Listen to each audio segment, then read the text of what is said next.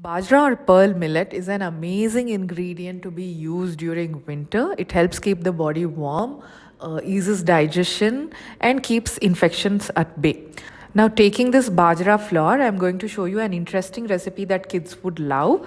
Bajra flour, just powder in all the dry fruits you have, or use Tots and Moms nuts and seeds powder, any jaggery, cinnamon powder, and salt.